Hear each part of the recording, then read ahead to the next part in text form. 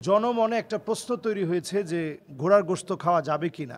তো আমাদের কাছেও ফেসবুকে অনেকেই প্রশ্নটা করেছেন, আজকেও এই প্রশ্নটা এসেছে যে ঘোড়ার গোশতটা খাওয়া যাবে কিনা। এ ব্যাপারে প্রথমে একটি হাদিস বলতে চাই। জাবের বিন আব্দুল্লাহ রাদিয়াল্লাহু তাআলা আনহু থেকে বর্ণিত হাদিস, নাহা রাসূলুল্লাহ সাল্লাল্লাহু আলাইহি সাল্লাম ফি ইয়াউমি খাইবার, নবীজি সাল্লাল্লাহু আলাইহি সাল্লাম খায়বারের দিন নিষেধ করেছেন আন লুহুমিল হুমুরিল আহলিয়াহ। নবীজি সাল্লাল্লাহু আলাইহি সাল্লাম ওই সমস্ত ঘোড়ার গোশত খেতে নিষেধ করেছেন যেই ঘোড়াগুলো যুদ্ধক্ষেত্রে নিয়ে যাওয়া হয়, যুদ্ধের সরঞ্জাম হিসেবে কাজে লাগবে, এই ধরনের ঘোড়া থেকে নবীজি সাল্লাল্লাহু আলাইহি সাল্লাম এগুলোকে জবাই করে খাওয়া থেকে নিষেধ করেছেন। এরপরে নবীজি সাল্লাল্লাহু আলাইহি সাল্লামের আরও একটি হাদিস, নাহারনা আলা আহদিন নবী সাল্লাল্লাহু আলাইহি সাল্লাম ফরাসান ফাআকালনাহু। নবী সাল্লাল্লাহু আলাইহি সাল্লামের জামানায় আমরা ঘোড়া জবাই করলাম, অতঃপর তা খেলাম। তাহলে প্রথম হাদিসে নবীজি সাল্লাল্লাহু আলাইহি সাল্লাম খায়বার প্রান্তে নিষেধ করেছেন। প্রথমে বুঝতে হবে যে খায়বারে নবীজি কেন নিষেধ করলেন। কারণ এতদিন ধরে ইহুদিরা মুসলমানদেরকে পরাজিত করার জন্য দিনের পর দিন চক্রান্ত করেছে।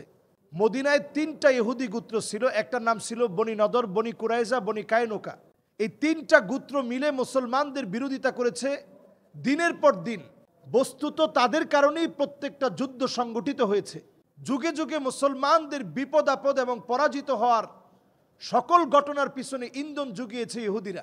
চূড়ান্তভাবে নবীজি যখন খায়বার প্রান্তে তাদের জন্য যুদ্ধ ঘোষণা করলো, সেই খায়বারে যাওয়ার পর নবীজি সাল্লাল্লাহু আলাইহি সাল্লামের সাহাবায়ে কেরাম এত ক্ষুধার্ত হলো, তৃষ্ণার্ত এবং ক্ষুধার্ত অবস্থায় নবীজি সাল্লাল্লাহু আলাইহি ওয়াসাল্লাম সাহাবায়ে কেরামকে দেখলেন যে সাহাবায়ে কেরাম যুদ্ধের সরঞ্জাম হিসেবে যে উট নেওয়া হয়েছে সেগুলোকে জবাই করে খেয়ে ফেলতেছে। নবীজি তখন নিষেধ করলেন। এই হচ্ছে নিষেধাজ্ঞা। আগে বিষয়টা সাহাবায়ে কেরাম খেয়েছেন, নবীজি নিষেধ করেননি। যুদ্ধের ময়দানে নিষেধ করেছেন। খায়বারে নবী সাল্লাল্লাহু আলাইহি সাল্লামের সাহাবায়ে কেরামের মধ্য থেকে 91 জন সাহাবী খায়বার প্রান্তে শহীদ হয়েছেন।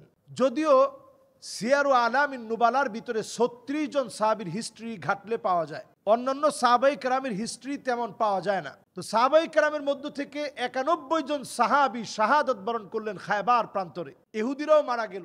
নবীজি সাল্লাল্লাহু আলাইহি সাল্লাম কোনো বাচ্চাদের গায়ে আঘাত করেননি, বৃদ্ধদের গায়ে আঘাত করেননি। নবীজি সাধারণ ক্ষমা ঘোষণা করলেন।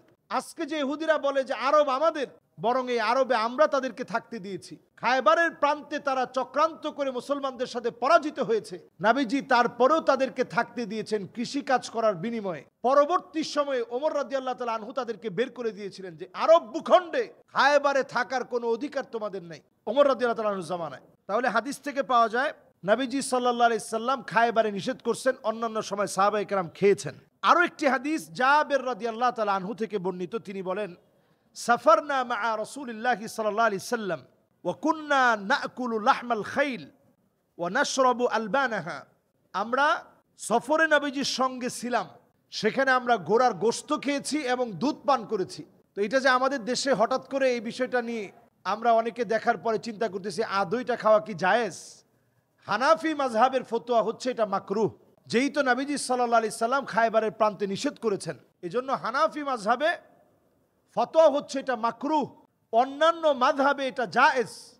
আমি উজবেকিস্তানে গিয়ে আমি নিজে খেয়েছি, ওইখানে ঘোড়ার গোশত ছাড়া খাওয়ার মতো কিছু নাই। প্রত্যেক খানার ভিতরে ওইখানে পোলাও জাতীয় একটা খানা পাওয়া যায়, এটাকে পোলব বলে।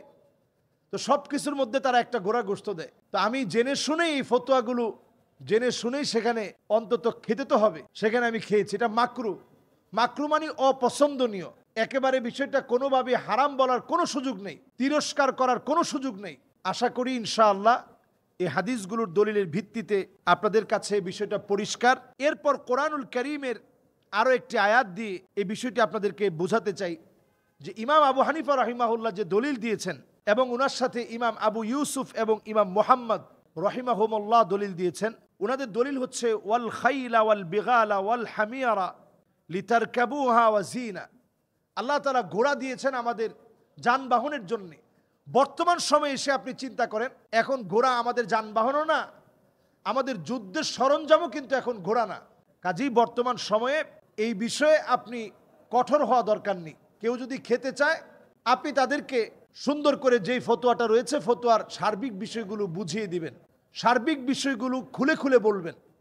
আশা করি ইনশাআল্লাহ এটার পরে আমাদের আর সংশয় থাকবে না। আল্লাহ তাআলা আমাদেরকে বোঝার তৌফিক দান করুক।